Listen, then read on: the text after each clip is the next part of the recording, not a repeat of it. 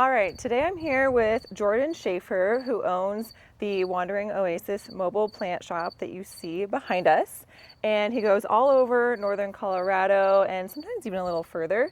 But today he's going to tell me all about how he came up with this idea, how long it took him, and just his journey to, get this cool shop here for us Colorado residents. So let's go chat. Let's do it. I've actually known Jordy here for several years, even before he had the plant truck. We both play soccer on some of the teams around here in Colorado.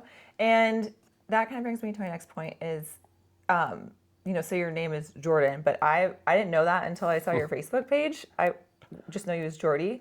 And so you were saying there's something with that about, it's just specific to Colorado? Yeah, so my name is Jordan. However, when I made my WhatsApp million years ago, I set it as Jordy because I didn't want the government or whatever to know about me, my real name. And so it was just Jordy, hadn't used WhatsApp until I moved to Colorado. And I met Elise and the soccer community, and they primarily use WhatsApp. And everyone just started calling me Jordy. They're like, Jordy, Jordy. And I was like, why are they calling me this nickname? And I kind of dug it. I thought it was just very familiar and everything. And then I realized on WhatsApp, my name is Jordy on there, and it kind of just stuck. And so most people back home know me as Jordan, but I guess in Colorado, I've become reborn as Jordy. All right. So, yeah. I like that. I feel like I would do something similar and forget that I put a different name somewhere. Oh, yeah. But yeah, and so what I remember is one night after when they still had the indoor facility, we went to that pool place and we were like having pizza or something, and then you were like, oh, I'm really into plants, and I was like, oh, I'm really into plants, and then you had literally just bought the truck, and you said, well, I just bought this truck, I'm gonna make it into a plant truck, and I drove it back from Utah or something. Yep. And so I just kind of want to hear the story of how you came up with this idea, how long it had been, something you wanted to do, and then just kind of take us along on, how long it took you to get up and running, the whole kind of thing there. The plant journey, Yeah. if you will. So I moved to Colorado about 5 years ago. And prior to this, I was living in New York City. And it was New York City that kind of started my whole plant journey because it's the concrete jungle and you're just surrounded by these big buildings. And unless you're in like Central Park, that's the most green you can see. So I felt the desire to bring nature to me. And so my plant collection started while living in Brooklyn, and it just grew from there. And yeah, I had a corporate job while I was living in New York City to pay for the bills. And when I knew I wanted to move to Colorado, I wanted to try something that I was passionate about. And so I quit my corporate job. I had about 6-7 months left to live there. And so I started working for an urban garden center in Brooklyn. I would ride my bike there. And that's when I really started to get more knowledge about plants and the different varieties, the different types of care. And I felt such a part of the community, more than I had the prior 4 years living there, working at my corporate job. And so I thought there was something there. And when I moved out to Colorado, I was like, I want to work in plants. And I realized there's a lot of big garden centers kind of on the outskirts of town. And they have so many different focuses. They focus on trees, shrubs, perennials, annuals, all that. And they'll have a plant section, houseplant section, but that's not the main focus. And houseplants are my passion. So I saw a need for more houseplants out here. And I wanted to make it mobile so I could really explore this beautiful state and bring my passion to people all over. So yeah, I bought the truck in Salt Lake City, got a one-way plane ticket out there with a buddy of mine, Matt Russo, shout out. And yeah, so we got a couple days of skiing, and then they handed me the keys, and I've never driven a truck like this before, but they said, here you go. And so the journey began, and I brought it back, and all the ideas started coming of how I want to design it, what type of events I want to go to. So started as a little dream, and it's become a reality. So it's been really exciting. So how long do you think it took you from when you bought the truck to, to renovate it, and then when you had sort of like your first, I guess, event. Yeah, so I would say bought the truck. So I first bought my house because I needed a place to park the truck. Yeah. And I live in Loveland. I was in Fort Collins before moving out to Loveland. But bought the house. A couple months later, I bought the truck. And then, I brought it back. I think it was something like May, April or May. And then I spent the summer, last summer, building the whole truck out with a good friend of mine. It definitely pays to have good friends because I didn't know anything about woodwork, and we'll get to show you guys the truck at some point. But it's wall-to-wall shelves of just beautiful houseplants and everything. So you walk onto the truck, and that's the whole idea. It looks like a food truck from the outside. It Yeah. even has menus, tropical plants and desert That's dwellers. But yeah, you're invited to walk on the truck. So we spent the whole summer building it out, and then I had my soft launch with the soccer community Yeah. on all my friends. I remember that. I think that was in September, and so that was, I want to say like 3 months, but a lot of preparing and a lot of stuff goes into that before. But yeah, she's up and running now. So I love the design. Where did you look online, or how did you sort of pull this together of that's what you want it to look like? Did you have any inspiration anywhere?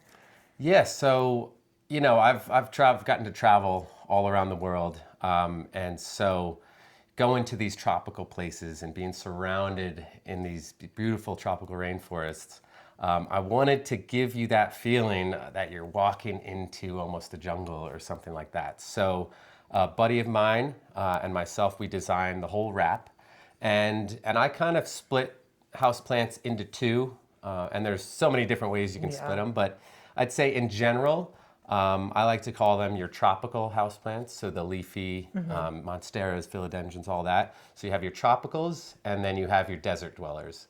And so the desert dwellers, those are the ones, of course, that are going to include cactus, succulents, euphorbia. So I wanted to offer both because everyone likes different plants for different reasons. But I wanted to have one side of the menu be tropicals, and then desert dwellers, and then the whole truck is designed with those different plants mixed throughout. And then you literally enter the oasis and are surrounded by houseplants. Yeah, it's pretty cool. So how do you, and you don't have to like tell us your sources, but how did you find where, to get, I guess, wholesale plants? I don't know if I'm using the right terminology. Yeah. Wholesale plants or things like that. Like, how did you find those? Because I know, people aren't just going to give you their sources. Yeah. I won't name my sources, but no, so I do get most of my houseplants from wholesale. And I have a couple growers that I work with kind of close to Denver, Arvada and Broomfield actually. And actually my first job out here, since I said I wanted to be in the plant industry, I actually worked at Bath Garden Center. That's a cool place. Yeah, Bath was fantastic. I love the raised, like cement, plant sections. Yeah. Oh no, it's beautifully designed. They've been in business for so long, and it's a great family business. And I learned a lot of my trade and my skills, greenhouse management type things, from my coworkers and my employees there. So yeah, I learned a lot from there.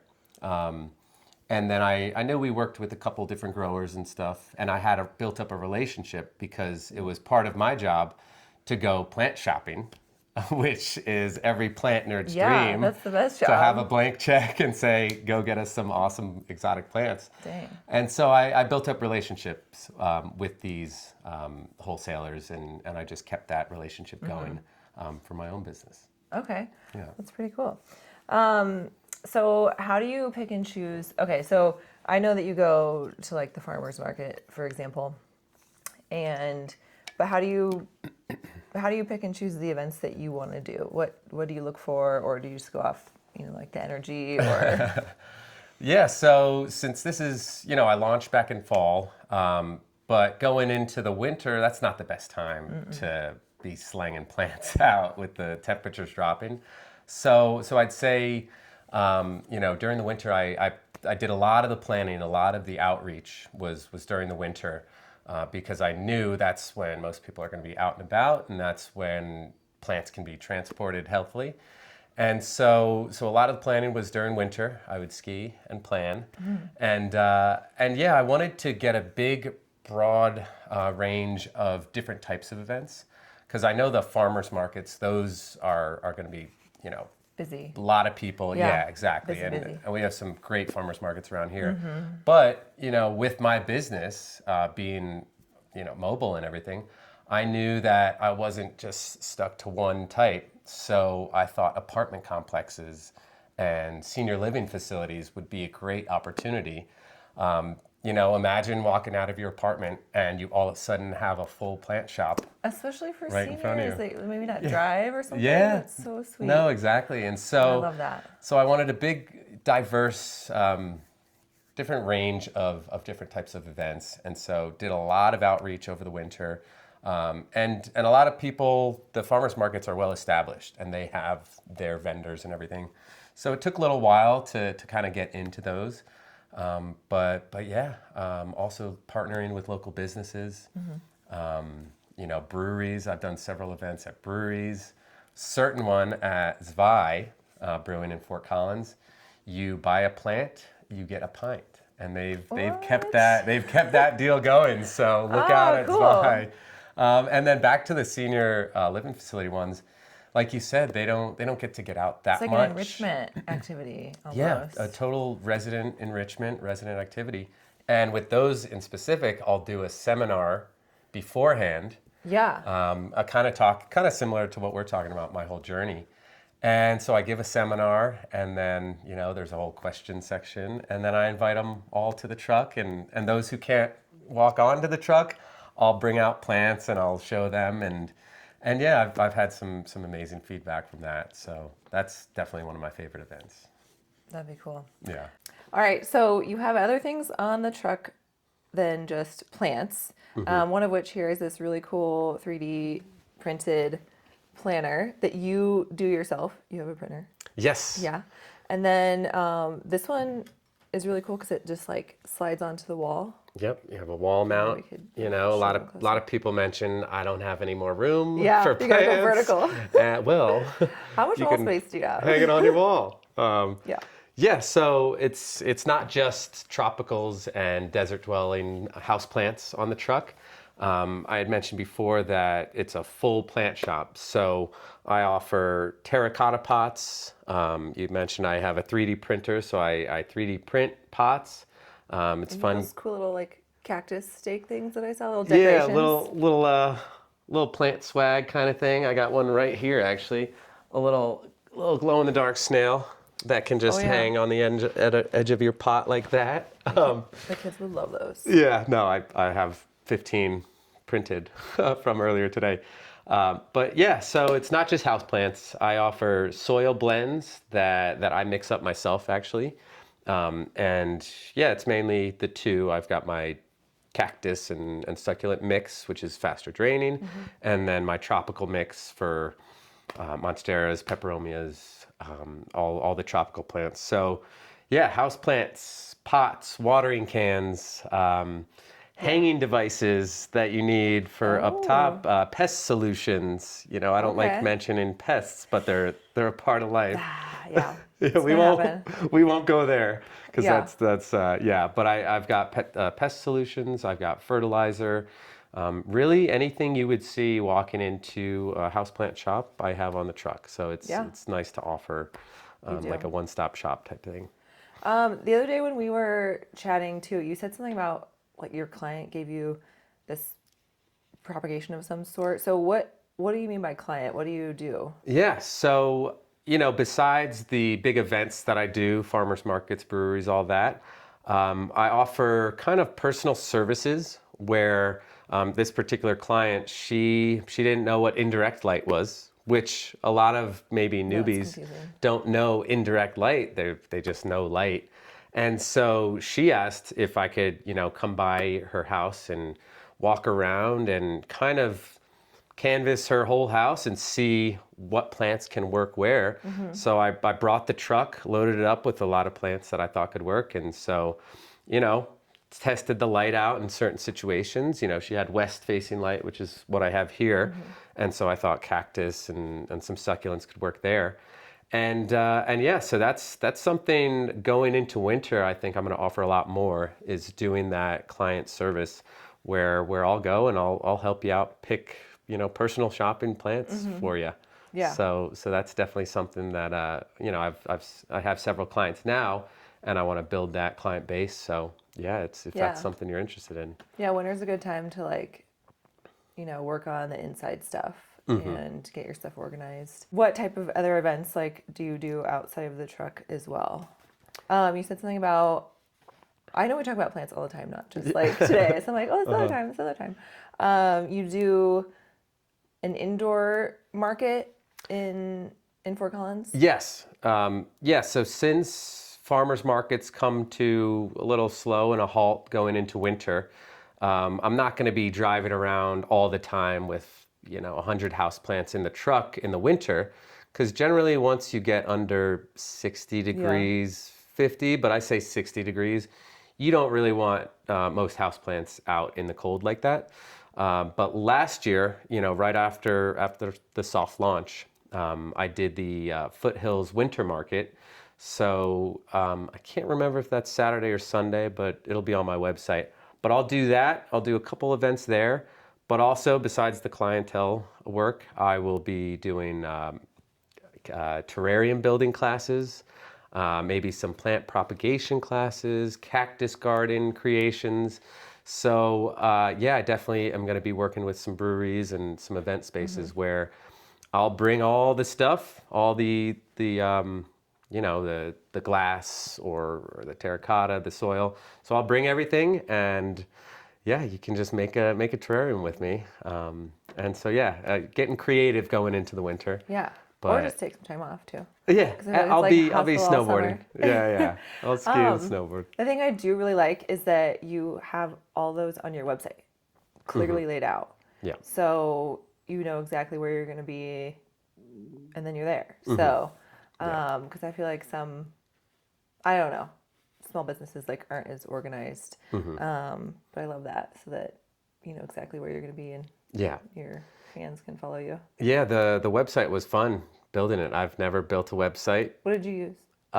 Square? Yeah, it's super easy. Square. Yeah, and I got to use my creativity, and yeah, it's the wanderingoasis.co. I could have had .com, but a little nod to Colorado. Oh, okay. Yeah, and yeah, so on there you have my full calendar of events. I update that pretty much weekly. And then there's also kind of a contact me at the bottom in case you want to become a client, in case you have any plant questions, in case you want to send me a picture of your plant that you bought from me. Several people have done that. I love that. In their new homes. When like I give friends, like Maddie's texted me an update of her plant. I'm like, yes, send me the, you know, before and after. So I love that. Because we were the caretakers at one point. And like now it's doing great. I'm like, that's so good. Or like if a business wants to reach out to you, or an apartment complex for an event or something. Oh yeah, I've had a lot of inquiries, you know, after doing these events and the name getting out there. So yeah, I don't think I've seen another mobile plant shop in the area.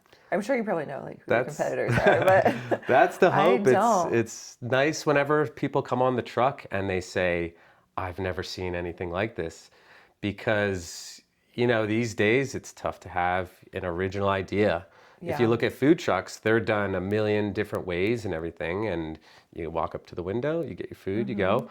But this, you get to walk into the truck and be surrounded by plants. So it's always really nice hearing people say, this is the coolest thing ever. That lady this is my dream. Farmers market, when I was there chatting with you, she walked in and said that. She was like, oh my gosh, this is so cool. So I got to see it too. That was fun. All right. Well, you know, when you make something your job, I'm just curious about how, if maybe at all, this venture has affected your personal plant collection, because, you know, you can see like a little bit of it over there, but you do have quite a big personal collection. Mm-hmm. So, you know, how has that affected your plants at home? Yeah, so I have, I'd say, about 100 houseplants. Some people might think that's a big collection, but there are certain people that have come on the truck and mentioned 200, 300 houseplants. So it's, yeah, it's all perspective. But yeah, so I did a lot of my collecting, I'd say, actually when I moved here from Brooklyn, filled up a U-Haul with my mother. She wanted to help me move out here. Never been a fan. Yeah, 37, mama's favorite. So yeah, we filled up a U-Haul and I brought, I think, about 30 plants. So my collection was a lot smaller. And so I still have a couple of those today, but working at Bath and seeing all these varieties I had never seen. And then all the cacti and the euphorbia, it was a whole new world that I didn't know about. So, I think we'll show some shots of my collection, but, and you're not supposed to have favorites, but, I really like these guys. Yeah. But yeah, in terms of collecting, since I started the business, I would say I've definitely slowed down on collecting plants for myself, but I still get to go plant shopping for my clients or customers and everything. They can go away and then you can do it again. Exactly. And so it's nice to be the caretaker until someone gets to collect it and bring it home and grow it themselves. So yeah, I'll see like a rare cactus or something like that I've never seen, and I'll keep that to the side. I'll keep that for myself. But yeah, I don't think there's ever such thing as, too many plants. No. Do you ever have days where like you maybe have done like a big weekend and you get home and you have plant tasks waiting you at home and you're just like, oh, I don't want to do more plant stuff today? Yeah. Like, is that I'd say, happened? oh, for sure.